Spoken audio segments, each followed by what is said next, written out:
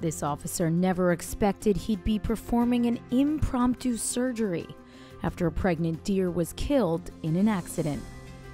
The mom-to-be was carrying 2 baby fawns at the time of the crash, and one had already died, so Officer J. Vernon gave a C-section on the side of the road to save the remaining fawn. Animal Control Officer Robert Lagonera shared the incredible story on the Washington Township Police Facebook page, writing that Officer Vernon saved the fawn and even used his chest to help start her underdeveloped lungs. What a day in the field.